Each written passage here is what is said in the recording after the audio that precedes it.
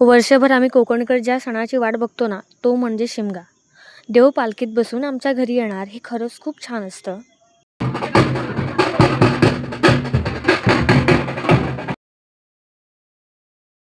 ढोल ताशांच्या आवाजात देवाचं आगमन झालं. पालखी अंगणात येऊन बसली ना, तेव्हा खरंच खूप भारी वाटत होतं.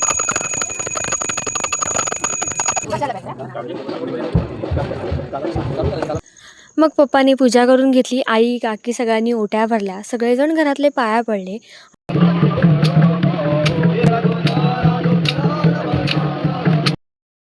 पालखी येऊन गेल्याच्या नंतर अंगणात खेळे नसतात.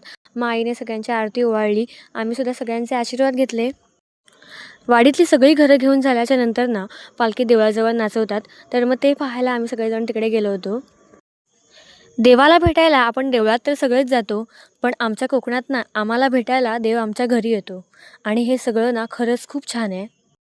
आणि ह्या सगळ्या गोष्टी इतक्या छान आहेत की कधी त्या शब्दात मांडताच येऊ शकत नाहीत. आणि हे जर सगळं आजमावायचं असेल ना, तर एकदा तरी शिमग्याला कोकणात यावं.